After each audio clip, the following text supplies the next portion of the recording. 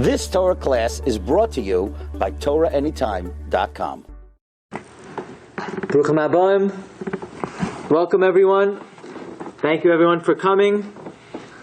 Great efforts and energies have been invested in creating today's memorial event. We thank all of the organizers of the event, and may today's Divrei Zikaron be an Eloi Neshama and a Kavod to the Neshamas of all the Kedoshim. 1946, the very first Yom Kippur after the war. They had just finished Kriyas HaTorah in a DP camp called Feldafing, which was a gathering of many of the broken shells, those who had survived the terrible catastrophe and who were groping to put the shattered pieces of their lives back together again. They had just finished Kriyas HaTorah on Yom Kippur. And on that day, General Eisenhower, the Supreme Commander of the Allied Forces, and later the 34th President of the United States, came to visit. A few days earlier, they had been told that General Eisenhower was coming, and when the general would come, there would need to be a representative of the camp to greet him, someone who could speak to him. Maybe there would be a few speeches. The representative would have to give their message, someone who could describe their feelings, to vent the storm inside their souls. And a dispute arose in the camp, who should be appointed for this task. The Shomrei Torah in the camp said, there's no one in the camp who could represent us like the Clausenberger Rebbe. The one who, although he himself lost his wife and 11 children, he was the one who went from each broken neshama to the next, breathing life into the embers to reignite the spark of Yiddishkeit. And they said, who can better represent us? Who can better give over our feelings? Only the Klausenberger Rebbe, the father of all the orphans, the father of the Yisayimim in the camp. Only he could represent us. And then the more progressive ones, the enlightened ones, Yidden who unfortunately had forsaken Torah and mitzvahs, they said, him? We've long forgotten about that type. We don't want to bring that back again. It's an embarrassment to us.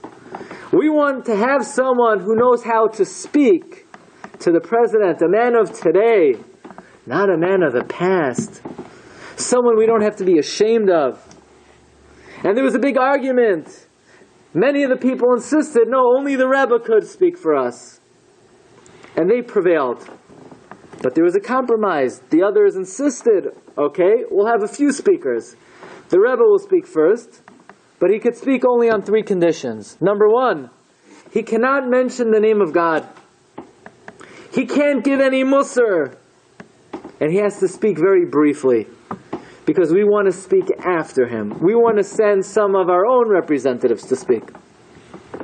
And so Eisenhower came, and they set up a big platform, a stage, and they sat him at a table, and the Clausenberger Rebbe walks up to the podium to greet him.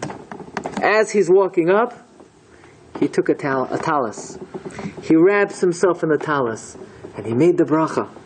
Asher kiddushanu b'mitzvaysav etzivanu hu hisatef b'tzitzis. So he manages to say the name of Hashem. Then he greets the general. He thanked him. He said, we will forever be grateful to you for the part that you played in saving our lives. The last remnant of a people persecuted, hounded, who were totally innocent of any crime. We thank you, and we will forever be indebted to you. And then the Rebbe turns to the people, and he began to encourage them. And he said, my dear brothers and sisters, we must never forget that we are the Am Hashem. We must never forget that we have a purpose. We have a tachlis in this world. To be Mekadei Shem Shamayim. To proclaim the greatness of the Rebbeinu Shalom wherever we go. And if the Rebbeinu Shalom saw fit to save our lives, and we survived, we have to realize, we have to understand it was for a purpose. Because we have a mission to fulfill in this world. And as he began to talk, he was tugging at the heartstrings of all of those broken neshamas. And the people began to cry. Many said they hadn't cried since they were in the camps. The well springs of tears had long dried up. And the thousands of people who were listening to the Clausenberger Rebbe were crying. Rivers of tears were flowing through the crowd. Eisenhower was shaken to the core. He was visibly and profoundly moved. And all the others who had prepared speeches said, "We can't speak anymore. There's nothing left to say." And Eisenhower turns to the Clausenberger Rebbe and he says, "Holy Rabbi, what is it that I can do for you? What can I do for your people?" And the Klausenberger Rebbe looks at him. Who knows what in the world the Rebbe is going to ask for? The Rebbe says, "General, today's Yom Kippur. There are 4 days left until Sukkot. Please, General, can you bring us Daled Minim? Can you bring us a lulav and esrog? That's all we ask for. That is all we need." Eisenhower cannot believe his ears. On that day, he dispatched a plane to travel to Italy to bring them back Daled Minim. To give over a message, to give over the feelings of Klal Yisrael, their suffering, and the triumph of their survival. To give it over to Eisenhower, we needed someone at least as great as the Clausenberger Rebbe. How great do we have to be to give over the message to our children and grandchildren, to future generations, to give over in the proper way the agony of destruction and the glory of our continuous survival? How great must we be to accomplish such a monumental task, to give over such a message? A recent Gallup poll revealed the following. American Jews were asked, what do you believe most defines the meaning of being Jewish? Amazingly, the answer that topped the list at 73% was remembering the Holocaust. While on the one hand this response is quite heartening, this means that the American Jewish community realizes instinctively the importance of remembering the Holocaust. But upon further analysis, this is a statistic that should be a dagger in our hearts. This is a devastating statistic. Because only 19% of American Jewry define being Jewish as observing Jewish law. Which puts into very sharp focus that the concept of Holocaust memorial is profoundly misunderstood. And there's a fundamental lack of awareness what it is that we need to memorialize, what lessons we need to give over, what lessons we need to emphasize and focus on for our next generation. Because while 73% of American Jewry values Holocaust memorial, Rachmana litzlan, it is approximately the same percentage as the intermarriage rate in this country. And I want you to know the Nazis were well aware of this spiritual Holocaust that was taking place in the United States of America. My grandfather would say that when the Nazis would beat him, you know what they would say to him? They would say, the Jewish people have no hope. We Germans, we're going to wipe out the Jews of Europe. The Arabs will take care of the Jews in Palestine. And the Jews of America? Ha! The Jews of America will take care of themselves. To deliver the message in the proper way, to understand the purpose of Holocaust memorial, we require true Torah greatness, to know what to emphasize and how to articulate it. Something that I am completely unworthy of. Hineni ha'ani mimas nirash v'nivchad. But I stand before you, to borrow the analogy of the Chafetz Chaim, I stand before you kenanos al gabe anak, like a midget who stands on the shoulders of a giant. Because I am not sharing with you this afternoon my own thoughts and perspectives, but I would like to share with you the experiences and the perspectives of a giant of spirit, majestic personality, a great tzaddik, someone who is very close and dear to me, my grandfather, Harav Mordechai Leib Glatstein, Hashem Yishmereu V'Chayehu La'orech Yomim Meshanim. My grandfather has been a Rav in Pittsburgh since 1951 and is a survivor of all the infamous camps, Radom, Auschwitz, Dachau. And in 1945, when the American army and the Russian army was approaching, the Germans had to make a very important decision. They could either focus their resources at the war front to try to win the war, or they could dedicate all of their energies and efforts to exterminate whatever Jews were still left in Europe. They chose the latter. So they rounded up all the Jews that were still left in the camps, my grandfather included, and they packed them like animals onto cattle cars without food or drink, where this train was headed to the Tyrol Mountains, where they would have to dig their own graves and they would be shot. I happened to chance upon a book that describes what the conditions were like on these cattle cars. And perhaps more importantly, this book contained a historical gem that I don't think anyone, even my family, was aware of. The name of the book is called A Brush with Death, written by an artist in the death camps, Morris Wisegrad. He writes the following: there were more than 100 men stuffed into our car. It was so crowded no one could sit. The doors were shut immediately after the car was full. It took about 3 hours before the train started to move. Finally, the train began to move, but then it stopped again at the Gdansky terminal. Here it stood for about an hour and a half. The heat was unbearable. We started to scream through the windows, begging for water. The Ukrainians guarding us brought us water only in exchange for valuables. After receiving them, many guards simply splashed the water into the faces of the victims, cursing and laughing sadistically. People had to perform bodily functions right in the car. Gradually, the stench became unbearable. I could no longer react to anything around me. I lost all sense of fear. Death was imminent. There was one rabbi on the car, Rabbi Mordechai Gladstein. About midnight, Rabbi Gladstein called out, "Jews, it is time for us to say Vidoy." We all joined him in reciting the prayers. Somehow, Rabbi Gladstein and his brother survived the war and settled in the United States.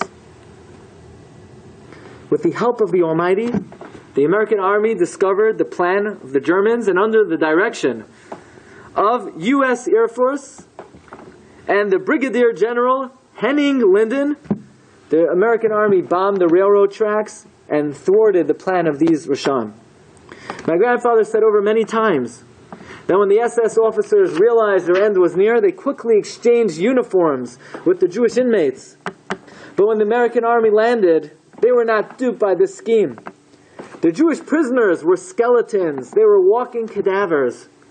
And the German officers were fat and robust. The American general, Henning Linden, handed my grandfather his pistol. "Rabbi, here, take the gun. Take revenge against the enemy." To which my grandfather responded, "Revenge? I leave revenge to the Ribono Shel Olam."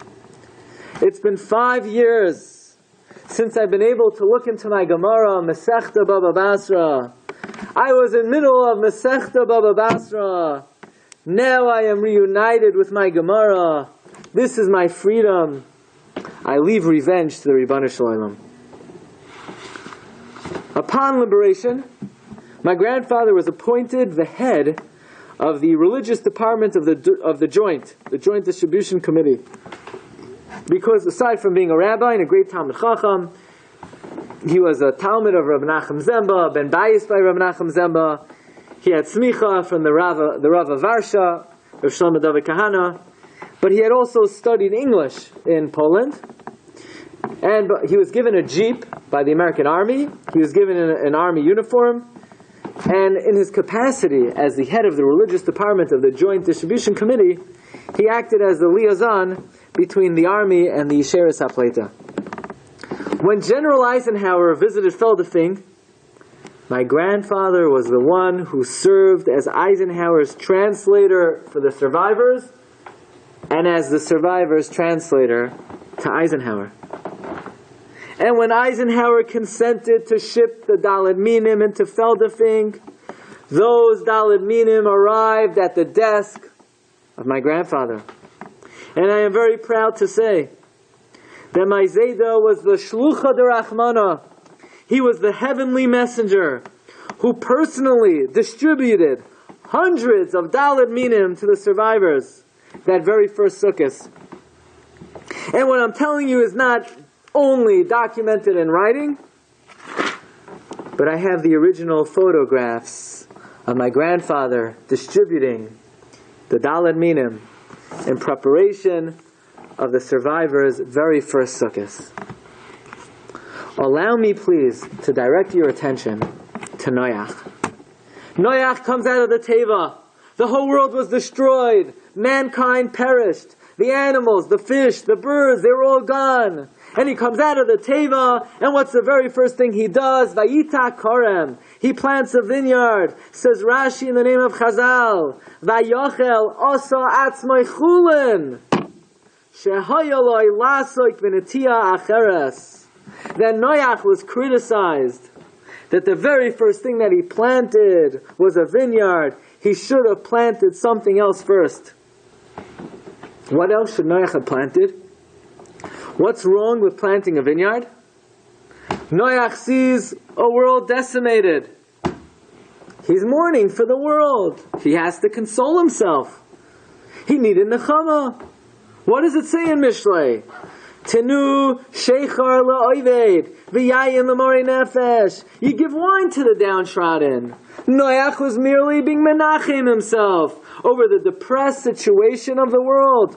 What's wrong with what Noach did?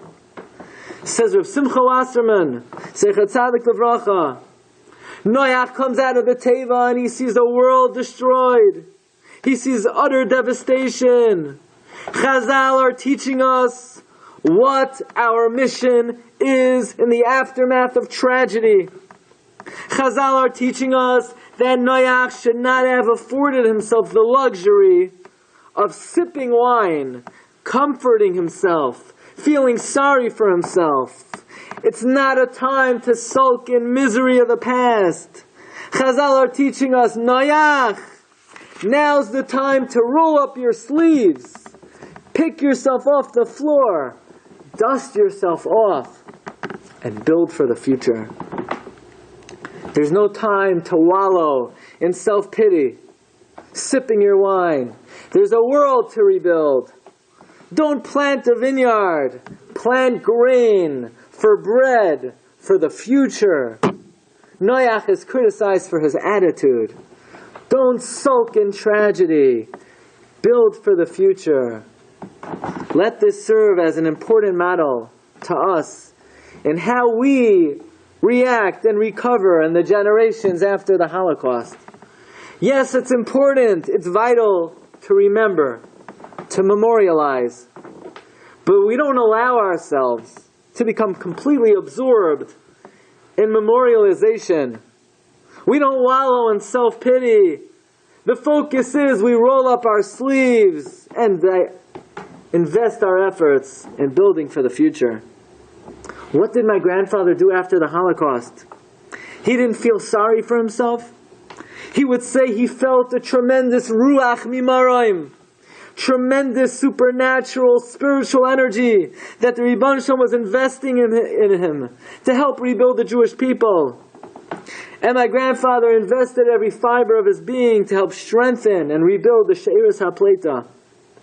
In his capacity as the head of the religious department of the joint, and through his connections with General Eisenhower, he had all types of Tashmishe Mitzvah, Tashmishe Kedusha, shipped to the DP camps. He distributed tzitzis, talesim, tefillin, shofar, daled minim. There were no svarim in the camps. My grandfather published very first svarim in the DP camps. The Lev David of the Chida and Chaim Vital, the Evan Shlema of the Vilna Gaon. And they were published in the American Army green, with green covers. I have a letter from one of the Rabbanim in Europe, Rav Chananya Yom Tov Lipa Goldman, who is the Av Bezdin of Nifest, Wasserburg, thanking my grandfather for all of his efforts, restoring Jewish life in the camps to the survivors. Rabbi Goldman writes about my grandfather, V'acharei omol v'yagia rabba, after much effort, sweat, and toil, Allah biyadai livnois mikvais, he was successful in building mikvais. Could you imagine such a thing? Building a mikvah in a DP camp? Liyaseid moistois haTorah, yeshivais. My grandfather built yeshivais, chadorim in the camps. After witnessing the greatest disaster that ever happened to our people, my grandfather could have easily folded his hands, despair, and planted the proverbial vineyard, sipping the wine of consolation. But that's not how a Jew reacts to tragedy. A Jew gets off the floor, dusts himself off, rolls up his sleeves, builds for the future. And what my grandfather considered his most rewarding and sacred task was he was able to use his capacity to help the survivors find relatives either in the United States or Canada or Eretz Yisrael. And if someone was able to locate a relative, then he was able to secure papers, passport, visa, and they were able to move there and rebuild their lives. Till recently, we weren't fully aware of the extent of my grandfather's activities in the joint. And when we learned about it, we asked, Zaidi, how many families, how many people did you help rebuild their lives after the war? Grandfather didn't want to say. My grandmother, who is also a survivor, also a very remarkable story. My grandmother said thousands of families. And only 2 days ago, while I was preparing this address, I found in an old issue of Das Yiddish Wort that one of the great individuals who my grandfather was able to find contacts for and help relocate was none other than the Clausenberger Rebbe. My grandfather writes, what is the proper way to memorialize the Holocaust? How do we show respect and honor to the neshamas of the Kedoshim? My grandfather wrote, we have to follow the path of Rabbi Yochanan ben Zakkai, who while mourning for the imminent destruction of the Beis HaMikdash, which he predicted, he clandestinely snuck out of Yerushalayim to meet Vespasian and to secure the future of the Jewish people by asking for Yavne v'Chachameha, for asking for the security of the yeshivos. This is how we survivors, writes my grandfather, honor the memory of the Kedoshim by dedicating ourselves to building the Mikdashei Ma'at, the yeshivos, the Batei Knesiyos, the Batei Midrashim, the Beis Yaakovs. That is the only way to memorialize the souls of the Kedoshim. But when discussing the years of horror and gloom, the years of suffering and pain, the most important message to give over is the message of the tremendous Mesiras Nefesh so many Yidden had for mitzvahs. I heard this when I was a child, but I confirmed this story more recently in a book, The Iron Furnace by George Topaz, about how my grandfather in the forced labor camps would secretly make daily minyanim. And I quote to you from The Iron Furnace, page 99. While most of us were interested mainly in food, we had with us a young rabbi named Mordechai Glatstein, who every morning, with a friendly manner, looked for the 10th man so that the required minyan or quorum could pray together. With his brother present, he always managed. Personally, as a rabbi of a shul, where at times it's a struggle to put together the daily minyan, it's my grandfather's Mesiras Nefesh, it's my inspiration to appreciate the zechus it is to gather Yidden together for a minyan. Throughout all the years, my Zayda was together with his brother, Chanoi Chenech, Uncle Henoch, in all of the camps, and they were Meiser Nefesh to perform as many mitzvahs as possible. In one particular camp, in a death camp, which was under the direction of the most brutal Lagerführer, a Rasha by the name of Ficus, Yimach Shemai V'Zichrai, my grandfather and his brother were successful in smuggling in a pair of tefillin. Every morning they would awaken at the crack of dawn to put on these tefillin at the threat of death. First my grandfather, and then his brother. If any of the SS officers would have seen them, especially Ficus, they would have been shot instantly. One morning my grandfather put on the tefillin, the shel yad, and then the shel rosh. He takes off the tefillin. He gives them to Uncle Henoch. Uncle Henoch puts on the tefillin. He puts on the tefillah shel yad. He then puts on the tefillah shel rosh. Just then Ficus barges in. He sees the tefillin. He picks up his gun to shoot. But then he looks at the tefillin shel rosh perched on the head of this tzaddik. A look of fear and dread overcomes the Nazi. He puts down the gun and he runs away in awe. I heard this story not only from my grandfather, but when I was a child, I heard it from an eyewitness. My grandfather says this is a fulfillment of the Gemara in Brachos. The Gemara says on the pasuk in Yeshaya, V'ro kol amei haaretz ki shem Hashem nikra alecha v'yaru mimeka. Says the Gemara on the pasuk, and all the nations of the world will see that the name of God is upon you, and they will fear you. Says the Gemara, Elu tefillin shabaraish. This refers to the tefillin of the head. My grandfather said it was an open miracle. Over Pesach, I met a Yid, a Ger Chassid, who happened to tell me that his father, who was in the camps, once mentioned to him that there was one pair of tefillin in one end of the camp, and on the other end of the camp there was a certain Rav who, whenever possible, would crawl secretly on his stomach, something like a half a mile, to the bunker with the tefillin. He would stick his arm into a hole in the wall, and the guy on the other side would real quickly wrap the tefillin on. He would then stick his head into a hole, and the guy on the other side would put it on his head. And this man said that his father told him that this Rav crawled to those tefillin like a man crawling to drink water who's about to dehydrate. You know who this Rav was? Rabbi Galanter, Zechatzak Levracha, from this neighborhood, who my grandfather was together with after the war.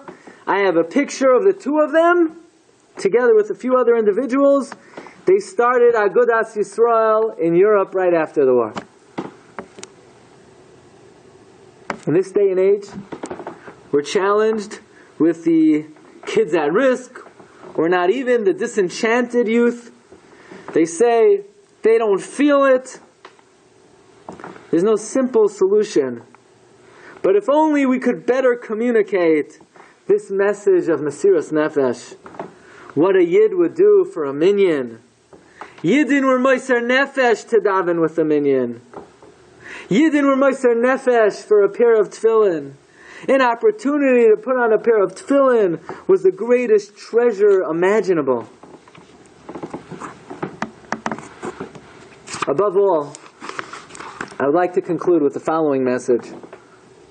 I want to share with you one last story a chilling story, a story my grandfather records again in Das Yiddish Avart.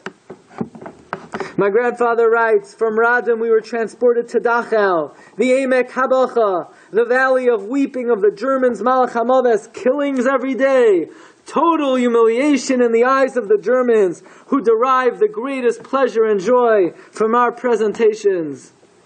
My dear brother Heinach and I were kicked and chased to the crematoriums.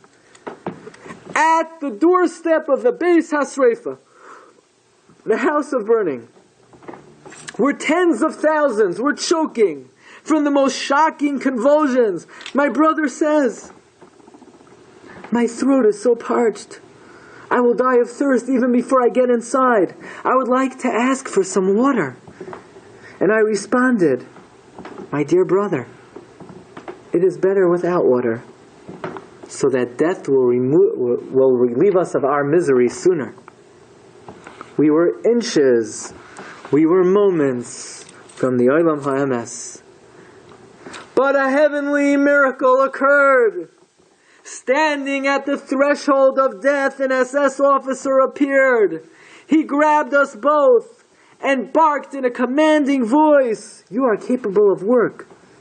And he dragged us away. This godly wonder will remain in our memories forever. After the Holocaust was over, my grandfather was interviewed by the secular media, and as recorded in a book entitled After the Holocaust, my grandfather was asked, Rabbi, after being an eyewitness to the brutality of the Germans, after seeing with your own eyes the devastation of your people, the mass murder of your brothers and sisters, did you at any point lose faith in your God? Lose faith in the promises of the Torah? My grandfather responded, did I lose faith? Yes, I lost faith. I lost faith in mankind. I lost faith in humanity. How could human beings become animals and barbarians? How could a civilized society like Germany shed their conscience? How could the USA and President Roosevelt and other democratic countries look the other way, stick their head in the sand and ignore what was happening to the Jews in Europe? So did I lose faith? Yes, I lost faith in man. But never even for a moment did I lose faith in my God. Did I lose faith in the Torah? My faith in God only became stronger. A Jew never loses faith. Who can fathom the deep-seated emunah tahira, the soaring faith of these giants of spirit? There are no words that can even begin to capture the towering, unbending faith of these Yidden.